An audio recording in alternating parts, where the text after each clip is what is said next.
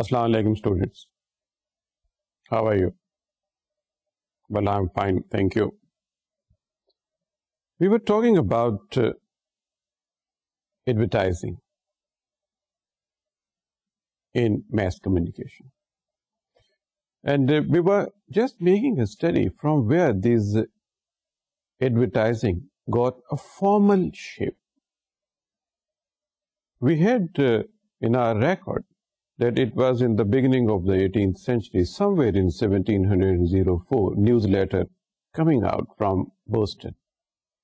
It shows some advertisements appearing in one column size on its front or back page, because there was no question of more pages those days, because it was hardly a 2-page or 4-page publication we called newspapers. And then at the later part of the same century, we find multi-column advertisements appearing in different papers. Since there were no photographs or images like,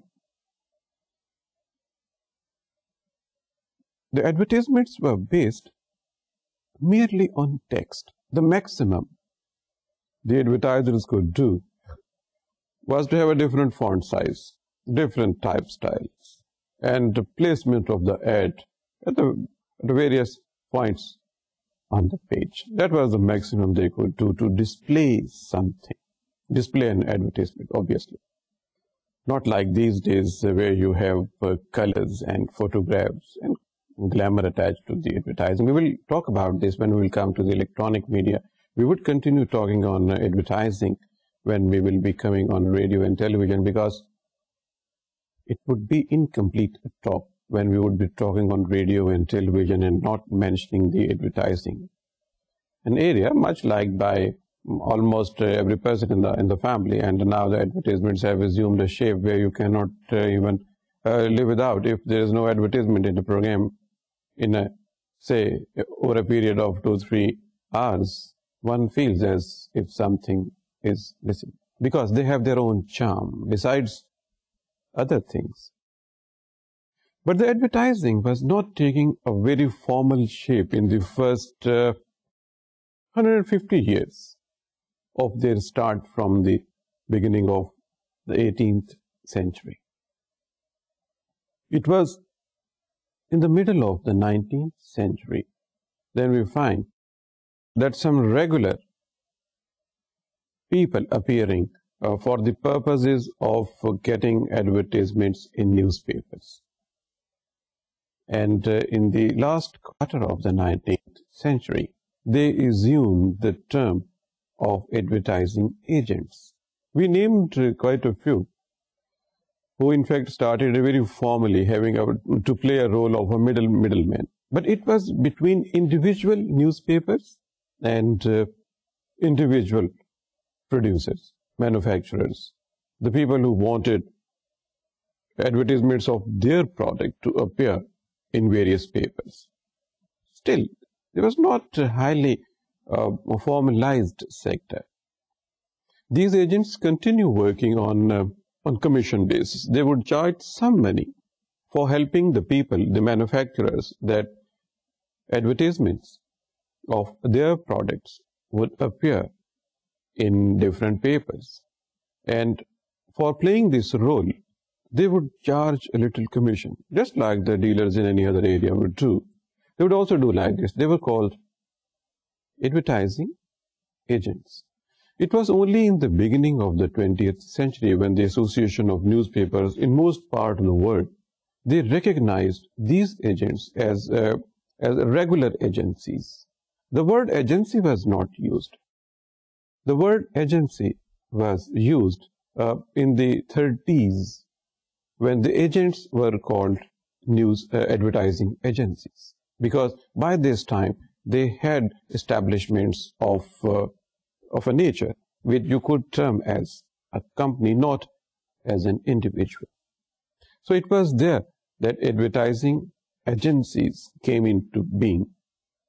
And once they came into being, and as we were talking, the mass media and advertising world became interdependent on each other.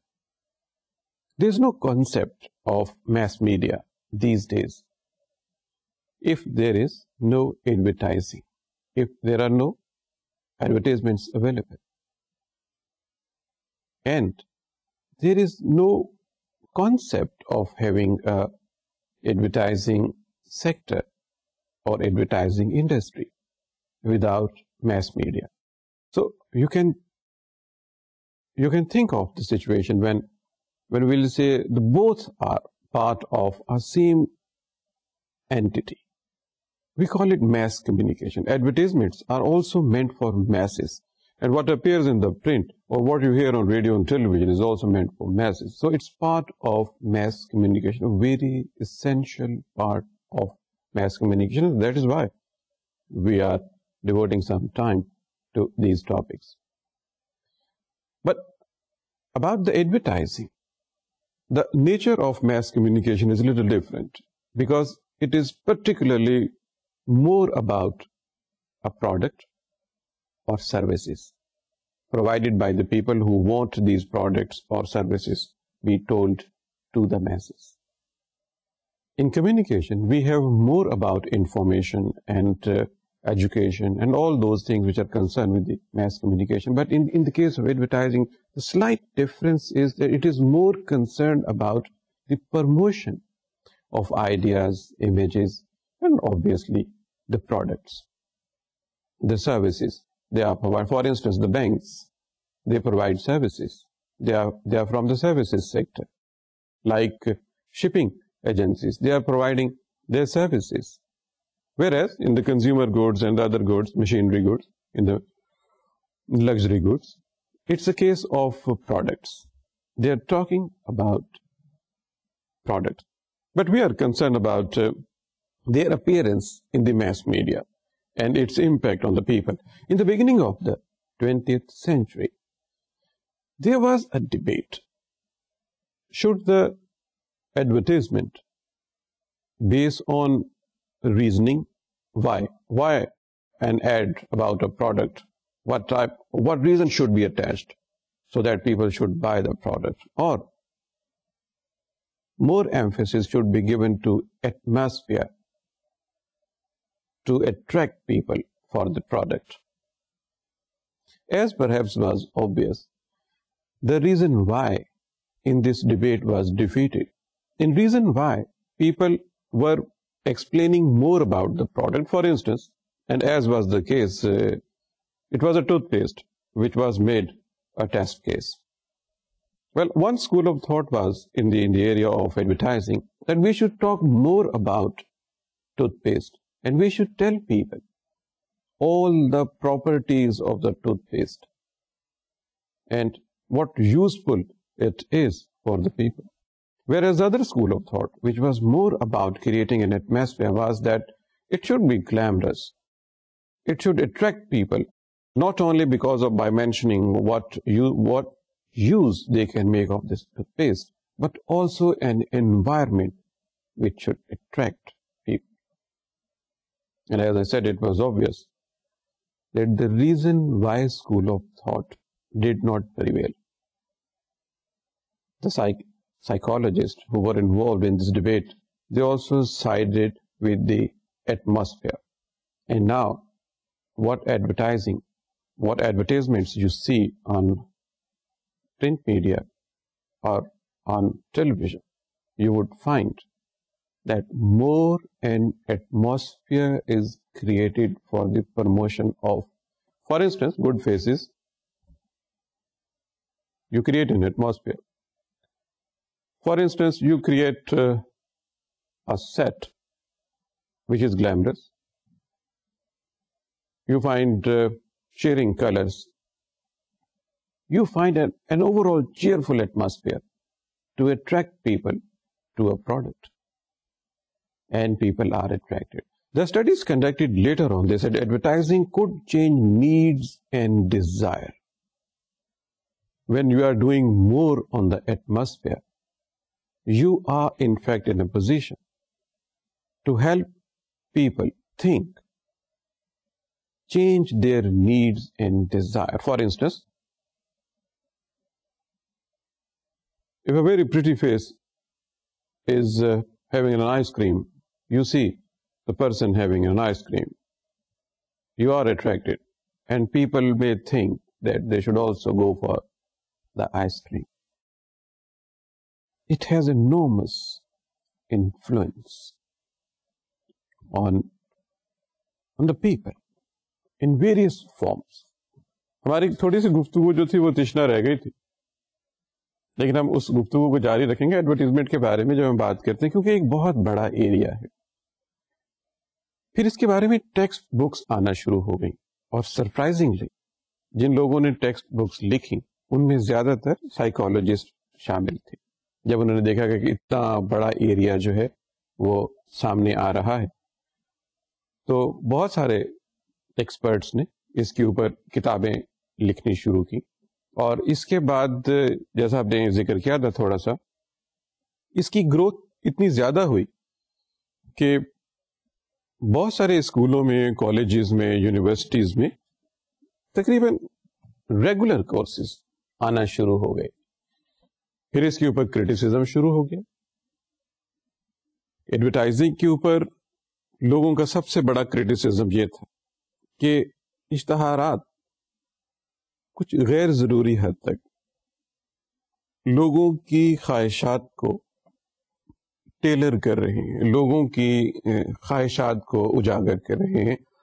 اور اخبار پڑھنے والوں میں، چونکہ mass media میں چونکہ ہر طرح کے لوگ ہوتے ہیں، خاص طور سے سوشل کلاسز کے حساب سے، کوئی غریب لوگ بھی ہوتے ہیں، کچھ امیر لوگ بھی ہوتے ہیں، تو ایسے لوگ جو وہ اشیاء خرید نہیں سکتے، لیکن وہ جو ہم نے بات کی ابھی ایٹماسفیئر کی، ایک گلیمر کی، جو اٹیچ کیا جانا شروع ہو گیا اشتہارات کے ساتھ، ایڈورٹیزمنٹس کے ساتھ، تو اس سے جب وہ نیڈ اور ڈیزائر چینج کرنے کا پروسیس شروع ہوا، تو یہ تنقید بہت عام ہونا شروع ہو گئی کہ کیا اشتہارات میس میڈیا پہ آنے چاہیے، کیونکہ اس سے کئی لوگوں کے لیے کچھ نفسیاتی پرابلمس پیدا ہو سکتے ہیں.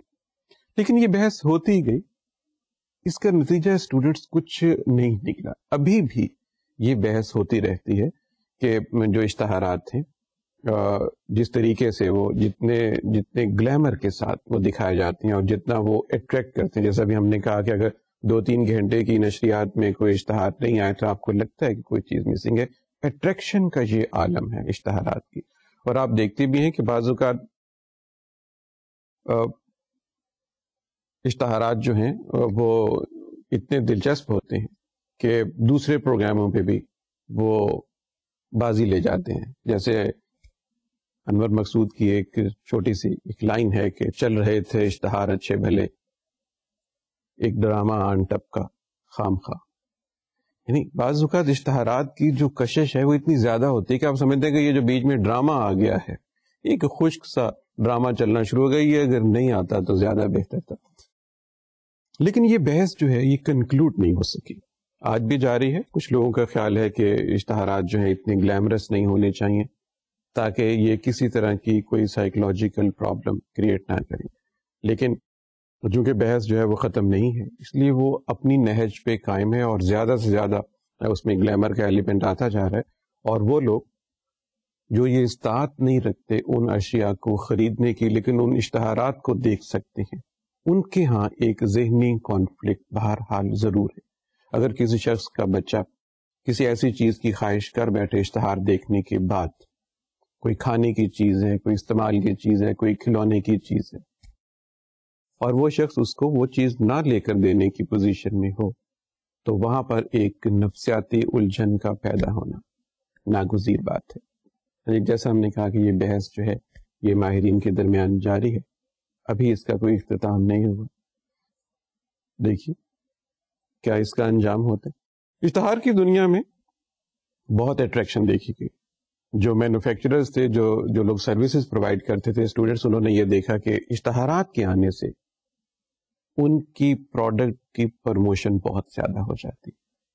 امریکہ میں ابھی حال ہی میں کچھ فگر انہوں نے اکٹھے کیے پورے 100 سال کے، وہ 1900 سے تقریباً شروع کر کے اور 2000 سن 2000 تک پورے 100 سال کے فگر انہوں نے اکٹھے کیے. اس سو انٹرسٹنگ.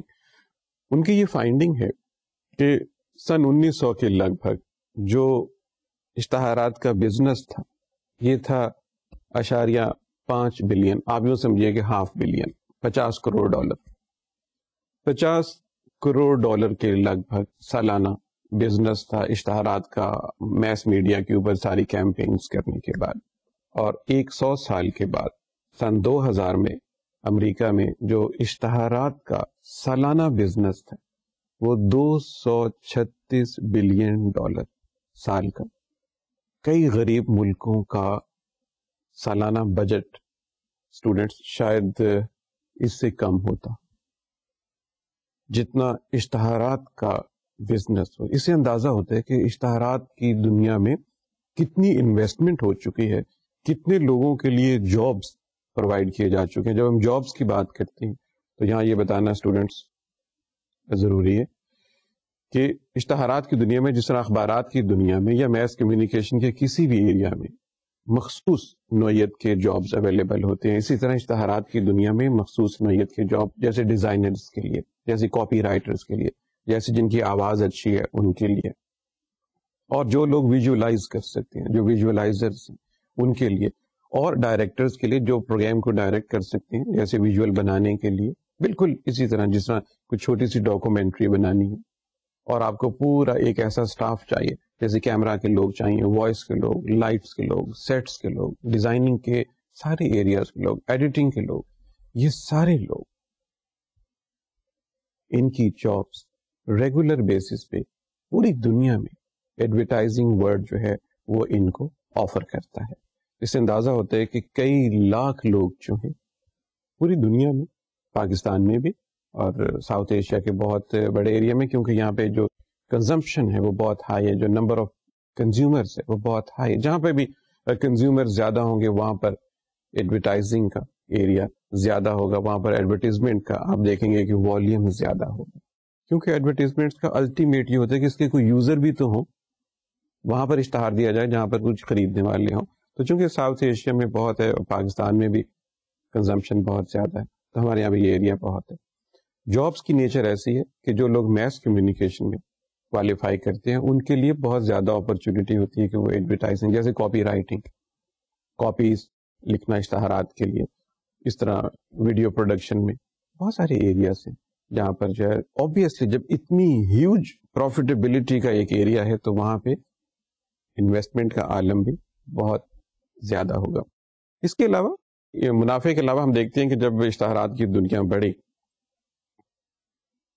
تو پھر حکومتوں کو اس کے اوپر کچھ قوانین بھی بنانے پڑے. قوانین کے مختلف ٹائٹل ہیں، مختلف ملکوں میں مختلف ٹائٹل ہیں، لیکن ان براڈ ٹرمز جن چیز کے اوپر ایک کنسنسس ڈیولپ کیا گیا، all over the world a consensus was developed on creating advertisements that they will not be immoral.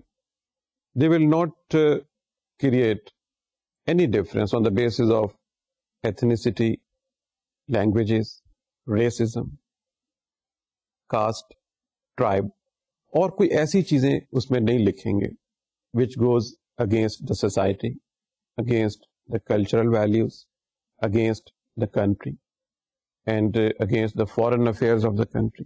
کچھ ایسا اشتہاروں میں نہیں دیا جائے گا. And there is a consensus all over the world and generally اس کو they abide by these code of ethics اور rules بھی ہیں.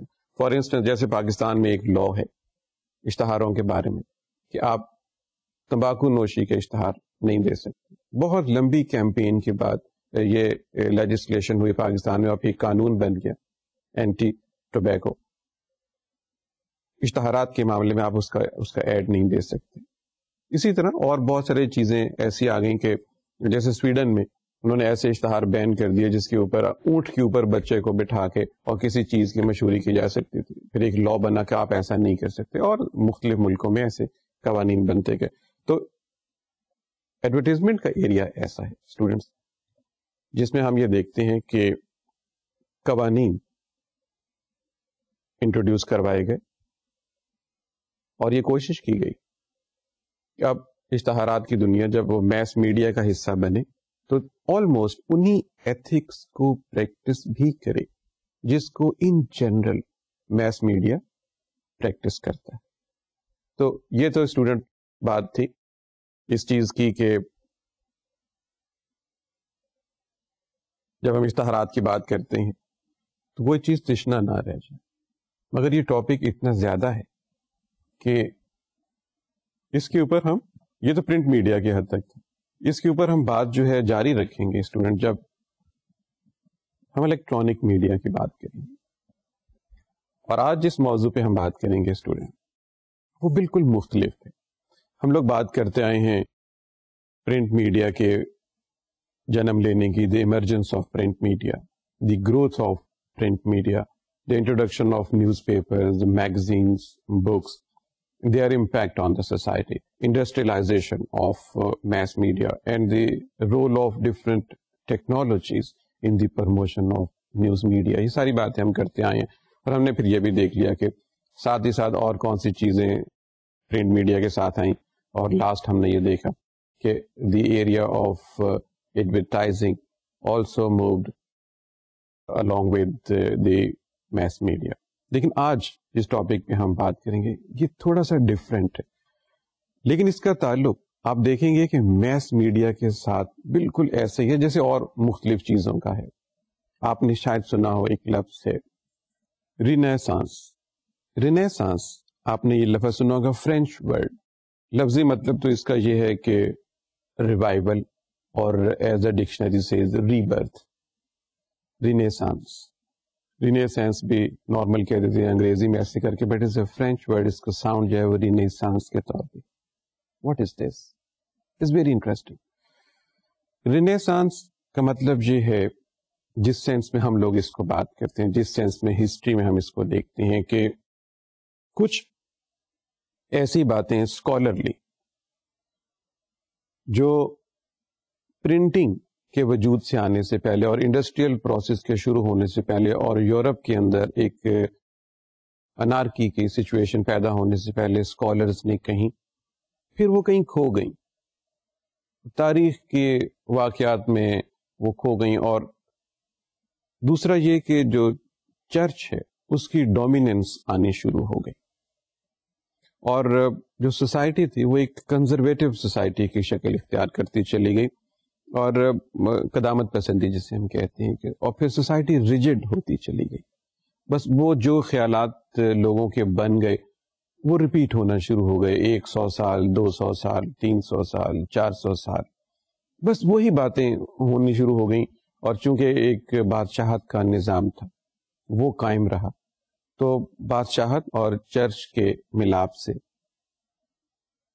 انسانی سوچ کی جو ترقی تھی وہ ٹھہر سی گئی.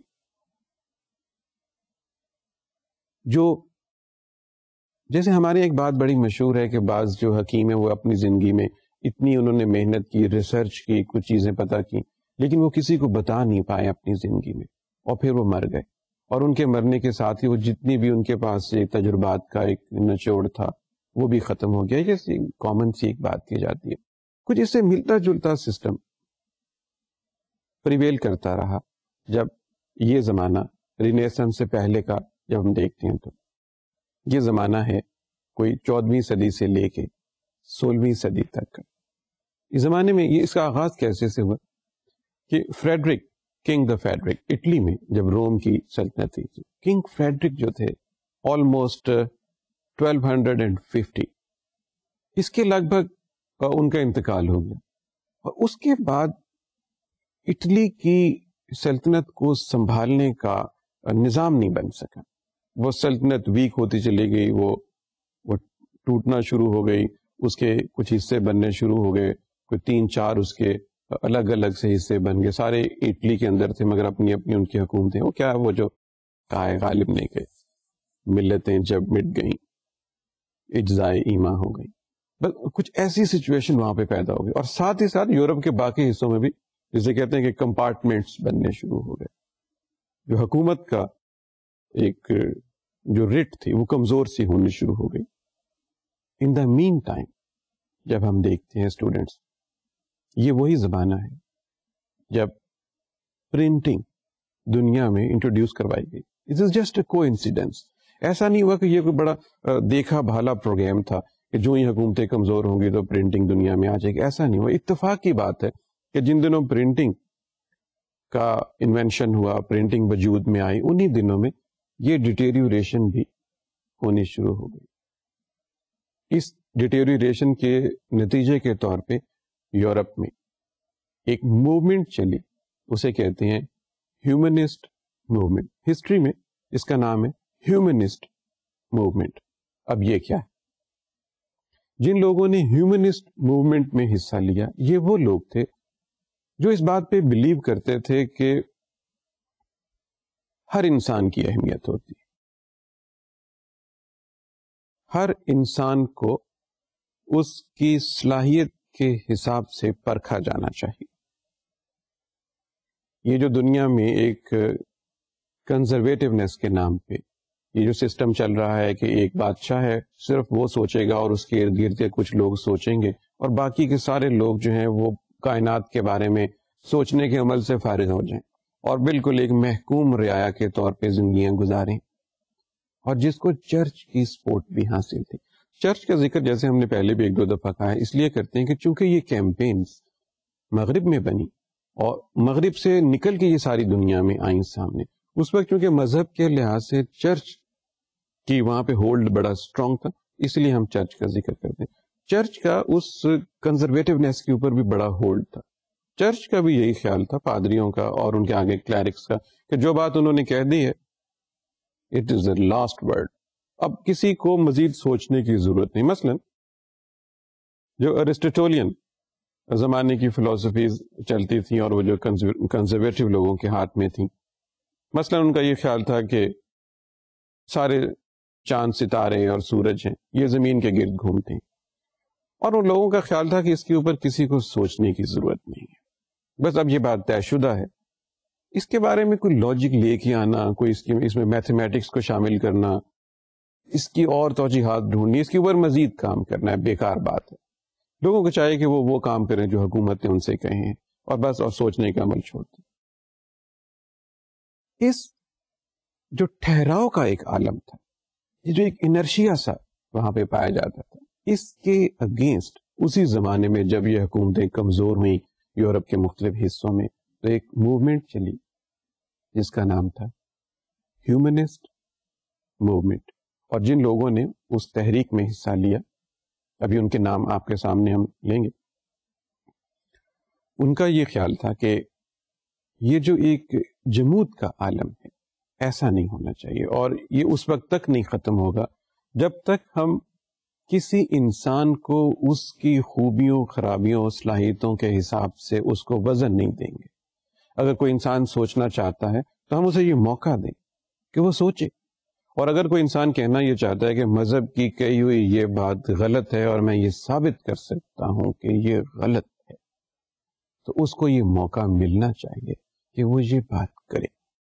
اگر کچھ لوگ یہ سوچتے ہیں کہ حکومت کا کاروبار کیسا ہونا چاہیے تو وہ اپنی رائے دے سکتے ہیں, انہیں اپنی رائے دینی چاہیے. اگر کچھ لوگ لکھنا چاہتے ہیں اس چیز کے اوپر کہ معاشرے میں کس طرح کے مزید عوامل جو ہیں ان کو حصہ ڈالنا چاہیے, انہیں ایسا کرنے کی اجازت ہونی چاہیے. اسٹوڈینٹس, یہ بات کہنی بہت آسان, مگر جب اتنے اسٹرانگ طریقے سے اور کئی صدیوں سے ایک جمود طاری ہو اور ان لوگوں کی حکومت ہو جن کے ہاتھ میں معاشروں کا کنٹرول رہا ہو, وہاں پہ اس قسم کی تحریکوں کی بات کرنا موت کو دعوت دینے والی بات.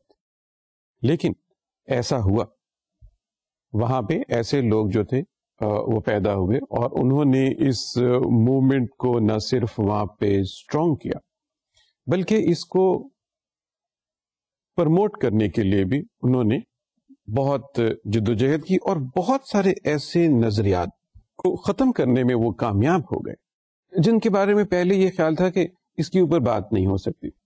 گیلن ایک پرانے سائنسدان تھے, انہوں نے کچھ کام کیا ہوا تھا ایسٹرونومی کے اوپر اور مختلف چیزوں کے اوپر. ہوٹلمیز پرانے ایک سائنسدان تھے جن کا نام اب لوگوں کو بھول چکا ہوا تھا, انہوں نے جیوگرافی کے اوپر، باٹنی کے اوپر، زولوجی کے اوپر اور کچھ جو قدرت کے مظاہر ہیں ان کے بارے میں کچھ کام کیا ہوا تھا. لیکن بس وہ کنزرویٹو دور میں اس کے بعد ان کے اوپر مزید کوئی کام نہیں ہو رہا تھا. جب یہ ہیومنسٹ کیمپین شروع ہوئی تو کچھ لوگ جو تھے وہ سامنے آئے. لیونارڈو، کوپرنیکس، گلیلیو، کیپلر، یہ بہت بڑے بڑے نام ہیں اسٹوڈنٹ. یہ وہ لوگ تھے جو سامنے آئے اور جنہوں نے سائنس کی دنیا میں، یوں کہنا چاہیے میتھمیٹکس کی دنیا میں، سائنس کی دنیا میں بہت تحقیقی کام کرنا شروع کر دیا. اور ان لوگوں نے یہ اسٹیبلش کیا، خاص طور پہ جیسے ہم بات کرتے ہیں کہ کوپرنیکس کی، انہوں نے کوئی 16ویں صدی کے درمیان میں ایک اپنی کتاب لکھی جس میں انہوں نے یہ ثابت کیا کہ بھئی یہ زمین کے گرد نہیں گھومتے سارے جو چاند ستارے ہیں. جیو سینٹرک آئیڈیا جو پہلے مانا جاتا تھا، یہ it is not geocentric. زمین مرکز نہیں ہے، مرکز ہے ایک شمسی نظام ہے، ایک سولر سسٹم ہے، سورج اس کا مرکزی کردار ہے اور باقی کی چیزیں اس کے گرد گھومتی ہیں. اور یہ کہ زمین بھی اپنے اندر گھوم رہی ہے، یہ کوئی اسٹیٹک قسم کی چیز نہیں، یہ گھوم رہی ہے. بہت مذاق بنا ان کا. لوگوں نے کہا کہ لو جی کمال ہو گیا، اگر زمین گھوم رہی ہے تو اگر آپ بہت پہاڑ سے اوپر سے جا کے کوئی پتھر پھینکیں تو اس کو زمین پہ تو نہیں گرنا چاہیے نا. وہ تو زمین گھوم رہی ہے، وہ زمین تو نیچے سے گھوم کے نکل گئی، اس کو تو کہیں پھر وہ خلاؤں میں نکل جانا چاہیے، لیکن پتھر پھر زمین پہ گرتا ہے. اس کا مطلب یہ کہ زمین اپنی جگہ پہ قائم ہے، کوئی نہیں گھومتی، اور یہ ان کا خیال جو ہے وہ غلط ہے. انہوں نے بہت کوشش کی لوگوں کو سمجھانے کی، لیکن ایسا نہیں ہوا، کیونکہ وہ یہ ان کی تحقیقی کہتی تھی کہ ایسا ہو رہا ہے. انہوں نے اپنی بات پہ وہ قائم رہے. اس کے بعد جب گلیلیو کا زمانہ آیا، تھوڑے ہی عرصے کے بعد، گلیلیو کی کنٹریبیوشن اسٹوڈنٹ یہ رہی کہ انہوں نے ٹیلیسکوپ ایجاد کی. اور ٹیلیسکوپ ایجاد کرنے کے بعد انہوں نے مختلف جو گلیکسیز تھی ان کو اسٹڈی کیا اور لوگوں کو بھی دکھایا کہ آپ خود بھی دیکھ لیجئے کہ اس طرح گلیکسیز جو ہیں ان کا جو آپریشن ہو رہا ہے دنیا میں وہ اس قسم کا ہے.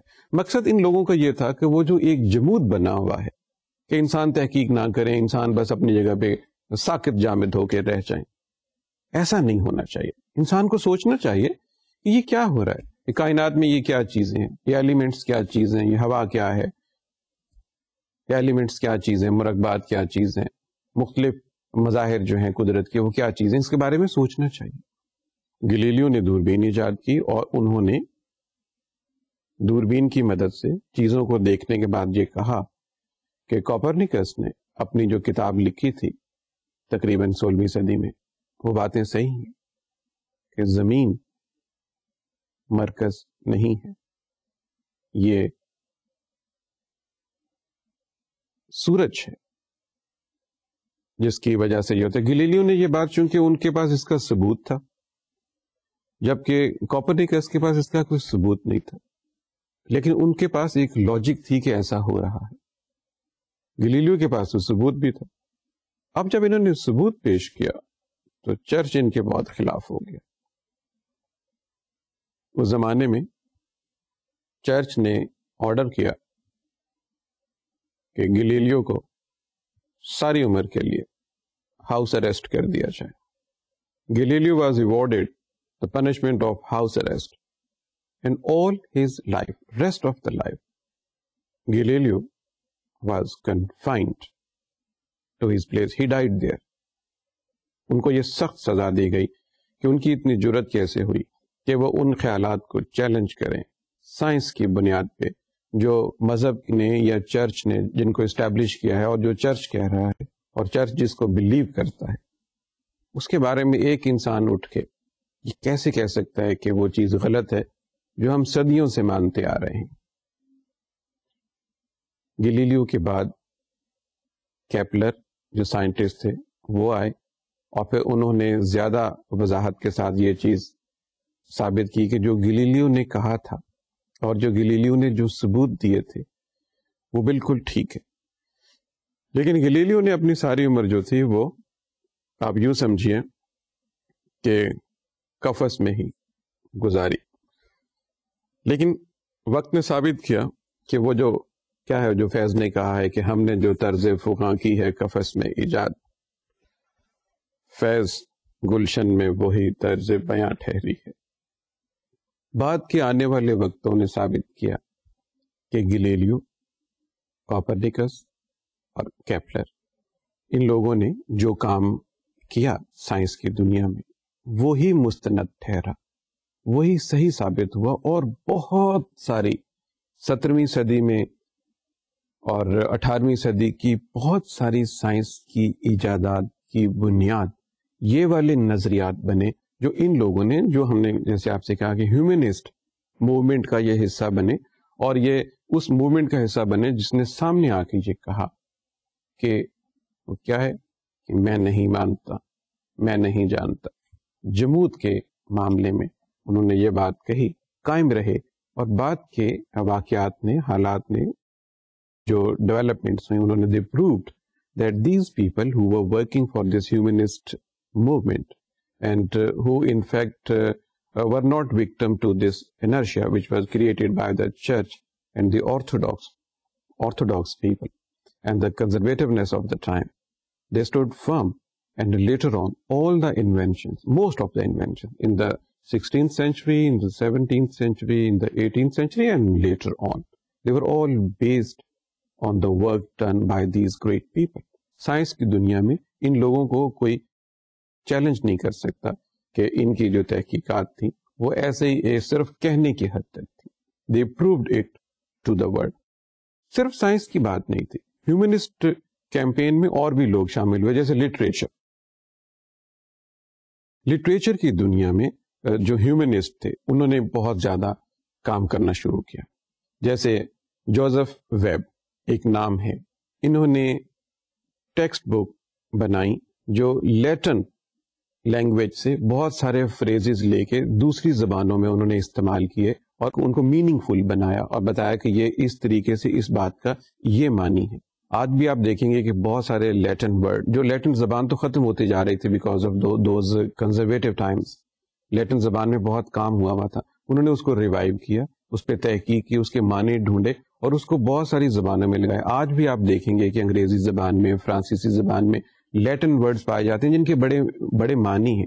جیسے آج بھی ہم کہتے ہیں بایولوجی ہمیں بتایا جاتا ہے کہ یہ انگریزی کا لفظ نہیں، یہ دوسری زبانوں کا لفظ ہے. بہت سارے ایسی کیمیاوی چیز، بہت ساری کیمسٹری کی چیزیں ہیں جن کا اوریجن لیٹن زبان میں ہے اور آج بھی ہم انہیں زبان کرتے ہیں. تو اس موومنٹ کا یہ حصہ تھا. جوزف ویب جیسے اور بھی لوگ تھے جنہوں نے یہ کام کیا. صرف بات اسی حد تک نہیں تھی، جیسے بین جانسن وہ نثر لکھتے تھے. شیکسپیئر اسی موومنٹ کا حصہ تھے جو ہیومنسٹ موومنٹ کا نام ہے، اور یہ سارے لوگ رینیسانس کے پیریڈ کے لوگ کہلاتے ہیں. جیسے ہم نے کہا کہ 14ویں صدی سے 16ویں صدی تک ایک ایسا پیریڈ ہے یہ والا جس میں ان لوگوں نے ان چیزوں کو چیلنج کیا کہ ایک جو انڈیویجول ہیومن بینگ ہے اس کی اہمیت ہے، اس کا کریکٹر ہے، اس کی ذات کو سمجھنے کی ضرورت ہے، اور اگر اس کے اندر صلاحیتیں ہیں کہ وہ کوئی لاجیکل بات کر سکے، کوئی تحقیق کر سکے، تو اس کا موقع اس کو دیا جانا چاہیے. جیسے ہم بات کر رہے ہیں کہ بین جانسن اور شیکسپیئر، انہوں نے اپنی پوئمز میں، اپنی پلیز میں ان ساری چیزوں کو اجاگر کرنے کی کوشش کی جو ایک انسان کے اندر پائے جاتے ہیں. وہ بادشاہوں کے حوالے سے انہوں نے اس بات کو چھوڑ دیا. جیسے شیکسپیئر کا ٹیمپسٹ آپ جانتے ہیں، ان کا یہ والا ڈرامہ، اس میں جو مین کریکٹر ہے پراسپیرو کا، اس کے اندر انہوں نے ساری ہیومن کوالٹیز کو ڈسکس کیا ہے کہ وہ فادر بھی ہے، وہ کریٹر بھی ہے، وہ میوزیشین بھی ہے، اور اس کے اندر وہ ساری چیزیں ہیں جو کسی ایک انسان کے اندر ہو سکتی ہیں. کوریولینس، ٹرالس اینڈ کریسیڈا، جولیس سیزر، آپ یہ دیکھیے کہ یہ سارے جو کریکٹرز تھے، جو نام تھے، یہ پرانے دور کے پرانے لٹریچر میں سے لے کے انہوں نے اس کو ہائی لائٹ کیا اور اس کے اوپر انہوں نے اپنی ڈیٹیل میں بات کی، اور اسی حوالے سے انہوں نے ساری انسانی چیزوں کو اجاگر کیا. Plus point The positive side of this Renaissance period, students, is why we are talking about this Renaissance here, because it was the time when mass media had emerged because of this printing process, the invention of printing process, discovery of this printing process, and invention of these printing machines. It was the time, it coincided there, and all the people who were part of the humanist movement, they were able to send their ideas across. So the mass media came handy for all these people, a great help for all these people. Write down books, as we were telling, کہ کتابیں لکھی گئیں جنہوں نے ان ideas کو challenge کیا کہ سورج کس کے گرد گھومتا ہے اور زمین کس کے گرد گھومتی ہے. ان چیزوں کو اسٹیبلش کیا. گلیلیو نے جب اپنی دوربین سے بہت ساری چیزیں دیکھ لی تو ہی روٹ اے بک, اور انہوں نے بتایا کہ یہ نظام شمسی کا سسٹم اس قسم کا ہے. اپروو کیا انہوں نے, سزا بھی پائی. کیپلر نے تحقیق کر کے یہ بتایا کہ جس دائرے میں یہ گھومتے ہیں سیارے سورج کے گرد, وہ گول نہیں ہے, الیپٹیکل ہے, بیزوی ہیں. اور اس کے بعد جب نیوٹن پہ آئیں گے تو نیوٹن نے میتھمیٹیکلی یہ پروو کیا کہ وہ بیزوی شکل کیوں ہے, وہ گول دائرے میں بالکل سرکولر اس طرح میں نہیں, وہ ایک بالکل الیپٹیکل شیپ میں ہے, وہ ایسا کیوں ہے. یہ بات اس لیے کر رہے ہیں کہ اس میں میس میڈیا کا رول بہت زیادہ ہے. رینیسنس کو قائم رکھنے میں اور اس کو اسٹرینتھن کرنے میں میس میڈیا کا اس وقت دنیا میں ظاہر ہو جانا ایک بہت بڑی بلیسنگ تھی, کیونکہ یہ اگر اس ٹائم پہ میس میڈیا اسٹوڈنٹس اویلیبل نہیں ہوتا, اگر پرنٹنگ ٹیکنالوجی اویلیبل نہیں ہوتی, تو یہ بہت ممکن ہے کہ شیکسپیئر کے ویلیو کے اور بہت سارے لوگ ماضی میں پیدا ہوئے ہوں, مگر چونکہ ان کو یہ پرنٹنگ ٹیکنالوجی اور میس میڈیا اویلیبل نہیں تھا, اس لیے ان کے نام بھی کسی کو نہیں پتا. یہ بہت ممکن ہے کہ کیپلر اور گیلیلیو اور لینارڈو جیسے بہت سارے لوگ دنیا میں پیدا ہوئے ہوں, لیکن ان کے بارے میں کسی کو نہیں پتا ہوتا. اگر یہ میس میڈیا نہیں ہوتا, اگر یہ پرنٹنگ ٹیکنالوجی اویلیبل نہیں ہوتی, جس طرح ہمیں کسی انسان کا پتہ, جیسے ارسطو کے بارے میں ہم جانتے ہیں, بس اسی طرح کوئی انسان جو ہے اس کے بارے میں ہمیں شناسائی ہو جاتی اگر ان کی کوئی کتاب محفوظ رہ جاتی تو. لیکن جس قسم کے آئیڈیاز ان لوگوں کے تھے جو چیلنج کر رہے تھے چرچ کی ہیجیمونی کو, جو چرچ کی ایک اتھارٹی تھی, ایبسلیوٹ اتھارٹی جو تھی, اس کو یہ چیلنج کر رہے تھے, اور جو کنگڈمز تھیں, وہ تو کنگڈمز تو چاہتی یہ تھیں, جو بادشاہ تھے وہ تو چاہتے یہ تھے کہ لوگوں کو بحث کرنے کی کوئی ضرورت نہیں ہے, بس عدالت نے, کورٹ نے کہہ دیا, دربار نے کہہ دیا ہے, لوگ مان لیں اور بس وہ کام کریں جو ہم کہہ رہے ہیں.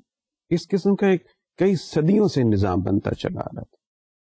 اگر پرنٹنگ ٹیکنالوجی نہیں ہوتی اور میس میڈیا کا آغاز نہیں ہو چکا ہوتا, تو یہ بہت ممکن ہے کہ ان میں سے بہت سارے لوگ سزا پا کے ختم ہو چکے ہوتے اور کسی کو پتہ نہیں ہوتا. یہ صرف شیکسپیئر تک اور یہاں تک محدود نہیں تھا. فرانس میں مائیکل ڈی مونٹین نے کام شروع کیا اور انہوں نے ایسیز لکھے, انہوں نے بہت سارے مضامین لکھے جو اس حوالے سے تھے کہ انسان کو اپنے بارے میں کس طریقے سے سوچنا چاہیے اور ایک فرد کی جو حیثیت ہے وہ کیا مقام رکھتی ہے کائنات کے اس پورے نظام میں. فرانس کے بعد اٹلی میں بھی ہم دیکھتے ہیں البرٹی اسکالر, انہوں نے اٹلی زبان میں ایسے بہت ساری چیزیں لکھی جو بالکل وہی تھیں جو ہیومنسٹ موومنٹ کے لوگ باقی دنیا میں لکھ رہے تھے, جیسے یو کے میں لکھ رہے تھے, جیسے فرانس میں لکھ رہے تھے, جیسے جرمنی میں لکھا جا رہا تھا, اسی طرح انہوں نے اپنے وہاں پہ لکھا. خوبصورتی کی بات یہ تھی students, the hall mark of all this activity of this humanist movement was that they wrote books. Each one of them, if they were scientists, if they were working in the circles of literature, they were writing books. Because of this printing technology now available, their articles were appearing in whatever the newspapers were there in those times. And when they were writing books, it was very convenient to write books after this printing process was available.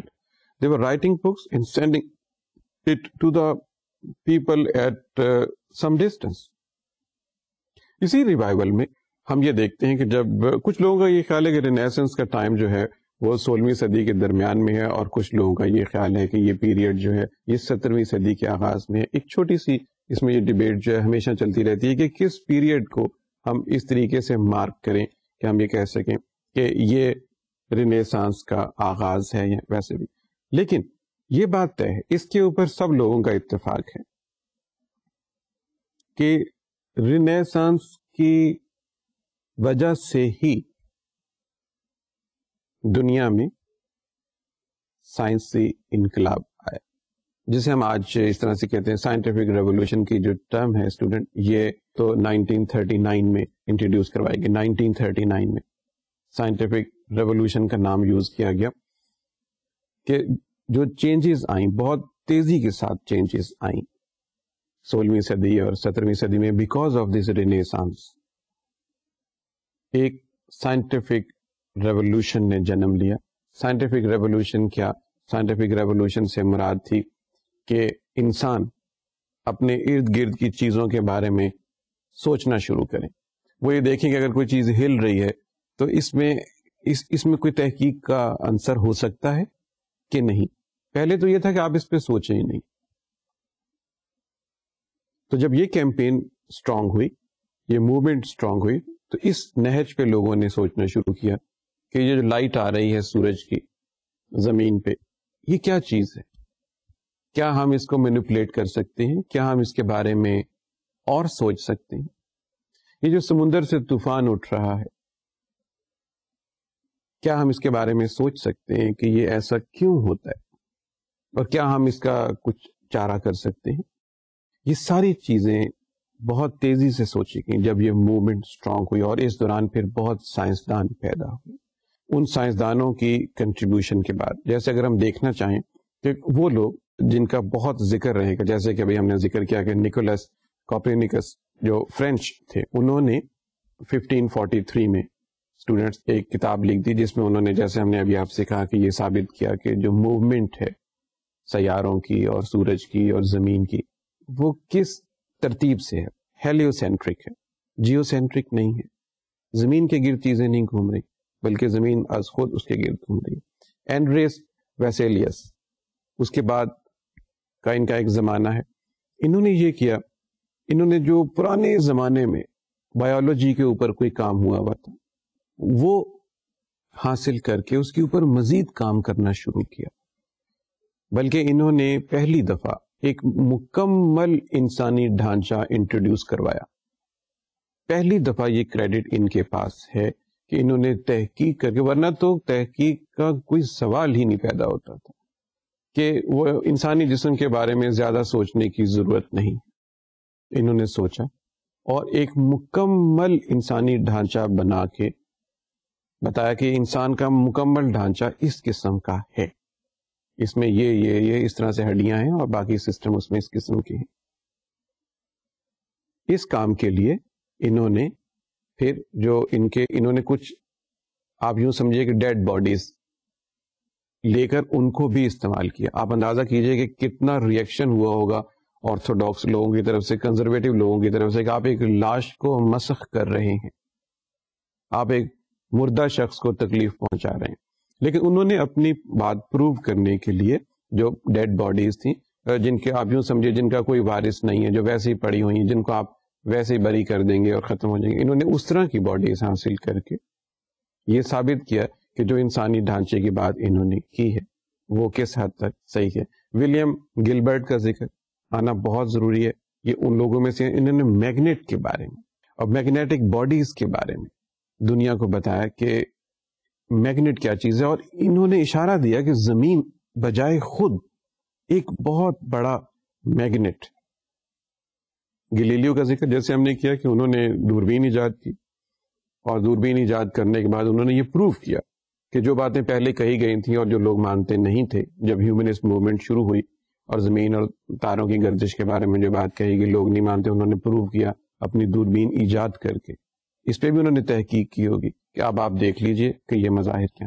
Kepler جیسے بھی ہم نے ذکر کیا، Kepler نے بھی انہی ideas کو لا کی شکل میں دنیا کے سامنے پیش کیا. لاز آف پلانیٹری موشن, یہ انہوں نے بنایا 1609 میں. یہ بالکل پرائم ٹائم تھا اس وقت کا.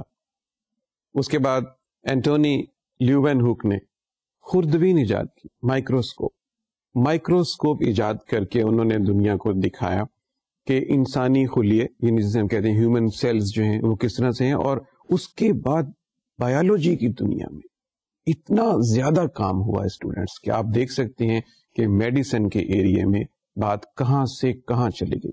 اگر یہ لوگ بیچ میں نہیں آتے اور یہ ہیومنسٹ موومنٹ کا آغاز نہیں ہوتا اور یہ رینیسانس کا ایریا نہیں ہوتا اور میس میڈیا اویلیبل نہیں ہوتا, تو اسٹوڈینٹس آپ دیکھیے کہ شاید ہم آج بھی اسی قسم کی ایک قدامت پرست معاشرے کا حصہ ہوتے اور تقریباً اسی طرح سے زندگی گزار رہے ہوتے جیسے 1000 سال پہلے کی تھی. ایک نام اور بہت بڑا ہے اس لسٹ میں, وہ ہے آئزیک نیوٹن. نیوٹن کا جن لوگوں نے میٹرک میں اور انٹر میں سائنس کے سبجیکٹ پڑھے ہوں, خاص طور سے فزکس, وہ کیسے بھول سکتے ہیں. نیوٹنز نے لاز آف موشن بنائے. انہوں نے یہی دیکھا کہ جب کوئی چیز حرکت کر رہی ہے تو اس میں کوئی تحقیق کی ضرورت ہے. انہوں نے محسوس کیا کہ ہاں ہے, ہر وہ چیز جو حرکت کرتی ہے اس کے بارے میں ذرا سوچنا چاہیے کہ یہ کیوں حرکت کر رہی ہے, ابھی یہ رک کیوں گئی, کچھ بات تو ہوگی. اس کے اوپر انہوں نے سوچنا شروع کیا. اور چونکہ ان کا ایک بہت انٹرسٹنگ ایریا کیلکولس کا تھا, انہوں نے میتھمیٹیکلی سائنس کی تھیریز کو پروو کر کے لاز دیے دنیا کو, اور سائنس کی بہت ساری باتوں کو میتھمیٹیکل فارم میں پیش کیا. یہ انہی کا ڈسکوری ہے جس کو ہم گریویٹیشنل فورسز کہتے ہیں. یہ انہی کا فارمولا تھا میتھمیٹیکلی, جب انہوں نے یہ کہا کہ جب دو باڈیز آپس میں اٹریکٹ کرتی ہیں تو جو اٹریکشن کا معاملہ ہے وہ انورس اسکیئر لا کے حساب سے ہے. جیسے اگر آپ ان کا فاصلہ دگنا کر دیں تو ان کے درمیان جو کشش ہے وہ 4 گنا کم ہو جاتی ہے. اگر آپ ان کا فاصلہ 4 گنا کر دیں تو ان کے درمیان کی جو کشش ہے وہ 16 گنا کم ہو جاتی ہے. یعنی جتنا ڈسٹینس آپ بڑھائیں گے اس کے اسکیئر کے حساب سے ان کی کشش کم ہو جائے گی. یہ اتنے غضب کا فارمولا انہوں نے اس وقت دیا کہ آج 200 سال 300 سال گزرنے کے بعد بھی اس میں ذرا برابر فرق نہیں آ سکا. آپ اندازہ کیجئے کہ کتنی زیادہ تحقیق انہوں نے اس میں شامل کی ہوگی. تو student, if we are to conclude here, we can say that this humanist movement, and which led to this period of Renaissance, coupled with the availability of this mass media, it did a miracle in breaking the inertia of orthodox beliefs and paved the way for a scientific revolution. And revolution then did come. اور آج اس revolution کی وجہ سے ہم لوگوں نے اتنی ترقی کر لی ہے. پھر اس کے اثرات جو تھے وہ یورپین کانٹیننٹ سے نکل کے اکراس دا اٹلانٹک جانا شروع ہوئے. پھر پوری دنیا میں اس کے اثرات جو تھے وہ پھیلے اور پوری دنیا اس نتیجے پہ پہنچی کہ تحقیق کرنا, علم حاصل کرنا, یہ انسان کے لیے ہر وقت ضروری ہے. اس میں کسی جگہ پہ بھی انسان کو اپنی ارتقاء کے مختلف مراحل میں کسی جگہ پہ بھی جمود کا شکار نہیں ہونا چاہیے. اور تحقیق ایک بالکل مسلسل عمل کا نام ہونا چاہیے. یہ سبق جو تھا یہ ہمیں رینیسانس سے حاصل ہوا. رینیسانس کا عرصہ بہت تھوڑا سمجھا جاتا ہے, 200-250 سال کا, لیکن یہ ایک غضب کا پیریڈ ہے ہماری لیونگ میموری میں, یعنی ہمارے 400-500 سال کی ہسٹری میں, جس میں ہم لوگوں نے دیکھا ایک جمود کو توڑا گیا. اور جو پرانے خیالات دستیاب تھے, جن کو کنزرویٹو لوگوں نے بالکل ہی آپ یوں سمجھے کہ شیلف میں رکھ دیا تھا, ان کو بالکل بھلا دیا ہوا تھا, ان کو پھر سے نکالا, ان کے اوپر مزید تحقیق کی, جو اس میں سے غلط باتیں تھیں ثابت کیا کہ وہ غلط باتیں ہیں, اور جو صحیح باتیں تھیں وہ اس میں شامل کر کے تحقیق کا اور تعلیم کا سلسلہ بڑھانا شروع کر دیا. We also say so because we are studying mass communication. Mass communication became an essential part of this Renaissance campaign. It was because of the mass communication, availability of this mass communication, the print media, that things were promoted, the ideas of these scientists and the people who were in the literature, that was promoted, and that led the world towards new gate of knowledge. یہاں تک بات مکمل ہوگی Renaissance کی, اس کو آپ یاد رکھیے گا اور چلتے چلتے جیسے ہمارا ایک ہر دفعہ کا معمول ہے. لاسٹ ٹائم ہم جس ٹرم کی بات کر رہے تھے اسٹوڈنٹ وہ تھا کانگلومیریٹ, اس کا ہم نے آپ سے ذکر کیا تھا. آج جس ٹرم کی باری ہے وہ کنٹیجنسی پلانس. بہت کامن سا لفظ ہے کنٹیجنسی پلان بنانا. کنٹیجنسی کا مطلب ہوتا ہے کہ آپ نے اگر فرض کرے کہ کوئی بہت بڑا پروجیکٹ بنایا ہے اور اس کے لیے آپ نے کچھ پیسے بھی رکھ لیے ہیں, تو کچھ پیسے آپ اضافی طور پہ ان چیزوں کے لیے رکھ لیں جو ابھی آپ کی نظر میں نہیں ہے. جب بھی آپ کوئی پروجیکٹ بناتے ہیں اس کا کچھ ایریا ایسا ہوتا ہے جو آپ کی اس وقت نظر کے سامنے نہیں ہوتا, لیکن جب آپ when you go to do it, to execute it, تب آپ کو پتہ چلتا ہے کہ اچھا ہاں یہ کام بھی ہونا تھا, تو you need money. تو اس کے لیے جو آپ پلان الگ سے بناتے ہیں you call it contingencies. جب بھی آپ کچھ بجٹنگ کرتے ہیں تو آپ کہتے ہیں okay keep some money for contingencies. Contingencies mean unseen areas in a project. اگلی دفعہ ایک نئے ٹاپک کے ساتھ اور ایک نئی ٹرم کے ساتھ آپ کے ساتھ پھر سے بات ہوگی. اس وقت تک خدا حافظ.